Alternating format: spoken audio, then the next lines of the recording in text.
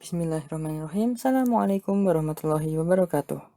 Perkenalkan, saya Tristia Kurnianuri dengan NIM K4318059 dari kelas A. Pada mata kuliah embriologi dan reproduksi tumbuhan ini, saya mendapatkan tema embrio.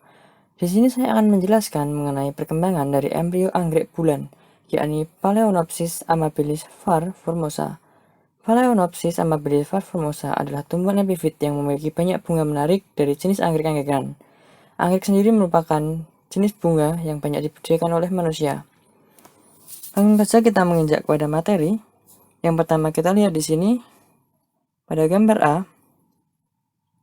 Pada gambar A ini terlihat setelah masuknya sel sperma dari polen ke dalam sel telur, hingga akhirnya pada 60 hari setelah penyerbukan, zigot akan tampil dalam bentuk bulat telur dalam kantong embrio kecil, seperti yang terlihat oleh anak panah berwarna hitam. Kemudian selanjutnya, dari kedua gambar A dan B ini terletak menuju ke ujung kalazal. Ujung kalazal berada di atas, sedangkan mikrofil ada di sisi bawah dari gambar. Di sini tampak banyak vakuola kecil hari di sitoplasma. Mirip dengan mayoritas anggrek, endosperma gagal berkembang pada spesies ini. Di dalam rongga endosperma akhirnya mengalami degenerasi dan diserap oleh embrio yang sedang berkembang. Di mana menurut Lee, Young, dan Chung 2007, ini merupakan salah satu kekhasan dari jenis anggrek-anggekan. Vakuola yang dimaksud di sini tampak dengan jelas pada titik-titik seperti yang ditunjukkan oleh kepala panah berwarna hitam di gambar A. Di sekitar inti sel tampak ada lingkaran-lingkaran kecil berwarna putih. Itu adalah vakuolanya. Nah, untuk selanjutnya, kita fokuskan pada gambar B.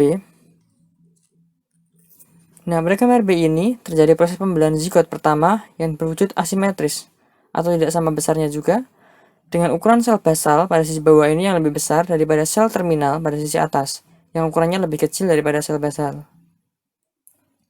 Dan kemudian selanjutnya, pada gambar C, terlihat sel basal pada embrio 2 sel membelah lebih lanjut, atau menghasilkan pembentukan embrio 3 sel. Ingredientnya 2 menjadi 3 sel. Kemudian pada gambar berikutnya, di gambar D ini, nampak perkembangan embrio Phalaenopsis amabilis var. Formosa terjadi pembelahan secara vertikal pada sel basal embrio 3 sel, menghasilkan pembentukan embrio 4 sel, seperti yang dilihat pada gambar. Nah, pada gambar D ini tadi kan terlihat 2 buah sel basal, yang kemudian pada gambar E ini, 1 sel basal yang mengarah pada sisi mikrofil melanjutkan proses pembelahannya, dan 1 sel basal lainnya berdiferensiasi menjadi sel penyusun suspensor. Pada tahap pembelahan ini juga nampak bahwa vakuola-vakuola menjadi lebih jelas pada sitoplasma, atau terlihat seperti yang ditunjukkan pada gambar berupa lingkaran-lingkaran kecil putih, seperti yang di dekat-dekat inti sel itu. Setelah itu, sel suspensor memanjang dengan cepat melalui vakuolasi atau pembentukan vakuola dalam selnya, yang tampak pada gambar F, ditunjukkan huruf S di situ. Sehingga terjadi pemanjangan sel yang sangat cepat akibat vakuolasi tadi. Kemudian ada beberapa droplet lipid yang juga nampak muncul dalam sitoplasma sel, yang berupa titik-titik hitam yang terlihat pada gambar F ini. Di dekat huruf S itu ada nampak titik hitam. Nah, itu adalah droplet lipid. Pada gambar ini juga nampak hasil pembelahan sel secara miring, yang posisinya dapat dilihat pada gambar E. Nah, di gambar E ini, di sebelah kiri setelah kepala panah hitam ada belahan miring, yang kemudian pada gambar F ditunjukkan oleh panah kepala hitam juga. Itu adalah hasil dari pembelahan selnya secara miring atau oblique. Huruf S pada gambar ini menunjukkan sel suspensor yang mengalami perbesaran dan pemanjangan baik ke arah kalazal sisi atas maupun mikrofil pada sisi bawah.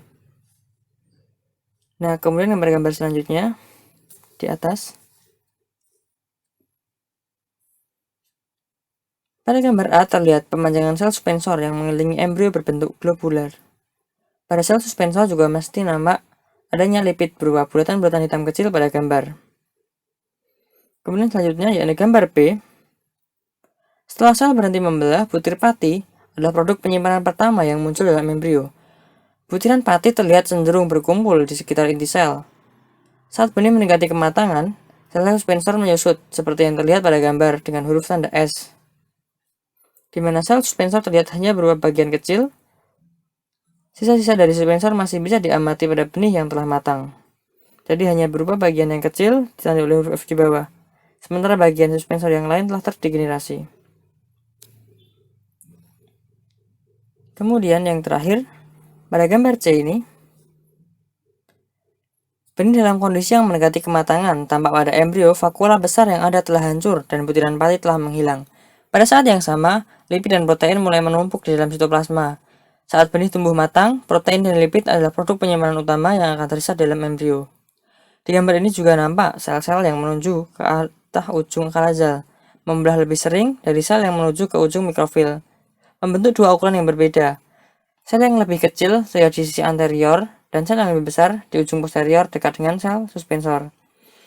Nah, setelah ini, embrio telah matang, dan dimana ditunjukkan oleh bagian kulit atau pelindung biji, kulit biji, itu menipis, dan embrio telah matang. Nah, demikian tadilah presentasi saya mengenai perkembangan embrio anggrek Phalaenopsis amabilis var formosa. Terima kasih. Wassalamualaikum warahmatullahi wabarakatuh.